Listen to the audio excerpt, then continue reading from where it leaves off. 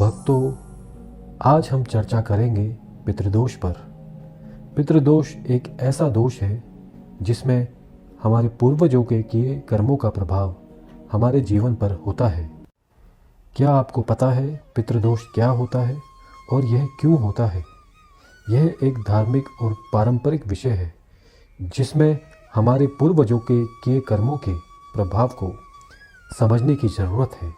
हमारे पूर्वजों के कर्मों का असर हमारे जीवन पर भी होता है और पितृदोष हमारे पूर्वजों के अपराधों से उत्पन्न होता है। पितृदोष को समझने के लिए ये समझना महत्वपूर्ण है कि सनातन धर्म में आत्मा पर विश्वास किया जाता है और आत्मा के पुनर्जन्म के विषय में भी विश्वास है। पितृदोष का मूल सिद्धांत यह है कि यदि किसी व्यक्ति के पूर्वज ने अपने जीवन में किसी कार्मिक दोष या अपराध किया हो, जैसे कि किसी देवी देवता या गुरु के प्रति अनादर किया हो या धन की चोरी की हो या अन्य कोई पाप किया हो, तो उनके वंशजों को भी उस दोष का सामना करना पड़ता है।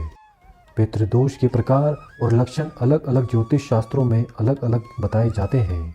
पितृदोष के कारण व्यक्ति के जीवन में विपत्तियां, स्थिरता की कमी या अन्य समस्याएं आती हैं। यह दोष उस व्यक्ति के जीवन को प्रभावित करता है जो इस दोष से ग्रस्त होता है और उसके जीवन में बाधा या रुकावट आती है। तो भक्तों, अब हम चर्चा करेंगे कि किस प्रकार पितृदोष को दूर किया जा सकता है। पहला उपाय है पितृतर्पण।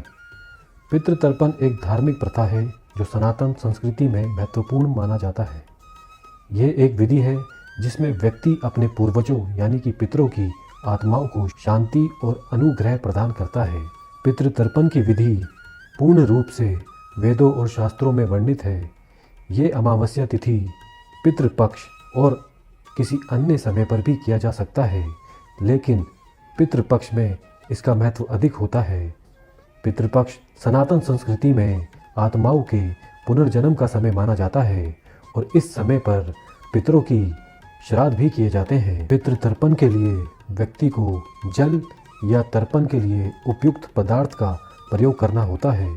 व्यक्ति जल को हाथ में लेकर पितरों के नामों से उनकी स्मृति में जल को अर्पित करता है और मन में उनकी शांति की प्रार्थना करता है। दूसरा उपाय है पितरों का श्राद्ध करना। पितृ श्राद्ध एक प्रमुख धार्मिक क्रिया है जो सनातन संस्कृति में महत्वपूर्ण मानी गई है। यह एक विधि है जिसमें व्यक्ति अपने पूर्वजों को याद करता है और उनकी आत्माओं के लिए उचित श्राद्ध करता है। पितृश्राद्ध को पितृपक्ष के दौरान किया जाता है, जो कि अमावस्या से पूर्णिमा तक चलती है। अगला उपाय है दान पुण्य करना। दान पुण्य कार्य करके पूर्वजों की आत्माओं को शांति प्राप्त होती है।